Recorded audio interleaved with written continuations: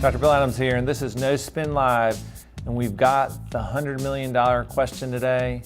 Do plastic surgeons actually have plastic surgery themselves? All right, so let's get into this. Jason, you can, wait, let me interrupt. Jason, you can either do damage control now, or you can not mention what you did to yourself on the internet, and I will tell everyone. So here's your chance. I'll talk about it.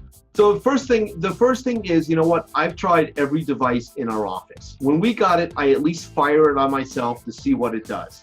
You know what? So I've done cool sculpting. I've tried sculpture.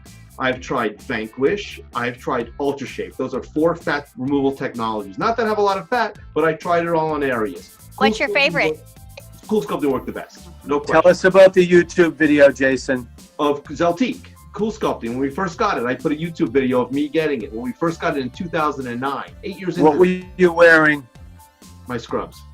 Now, all plastic surgeons besides themselves have operated on most of their family members. And I can tell you, I've operated on my mother, I've operated on my fiance, my exes. Everyone's had work done by me. So I had a patient come in here once and they said to me, you know what, you guys do all the surgery to all the patients and none of your staff or family members has this done. And I just kind of laid into them. I go, you're crazy. You know, all our staff has had work done. All our family members have had work done. And frankly, if I don't believe in something and I wouldn't do it to myself or my family member, I wouldn't do it to a patient. Dr. Gordon, I mean, there's nothing she won't try if she wants it.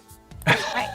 And I agree with Jason. I won't do anything to a patient that I wouldn't do to myself.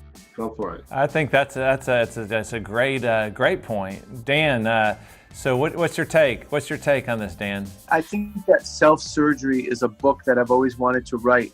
From like the medical student who took his own appendix out, to the guy who like gets a tree falling on his arm and has to cut his arm off to extricate him. So there's certain types of self-surgery that are cosmetic, there are certain that are life-saving, but I'm fascinated by the idea of a person manipulating their own body, and I think that it's probably worth a book. I worked with a guy who tried to do a rhinoplasty on himself. Oh my God. Non-surgical or real? He's since died of older cancer, but Wow. I have a variation of Ashley's theorem, which is I won't do anything to a patient that Dr. Gordon won't let me do to her. That works too. That's the best one we've heard. All right, well, listen, those are some incredible insights. Great show. Thanks for you guys' time. I know our viewers enjoyed it, and if you want to see more of this, you can get it on theplasticsurgerychannel.com.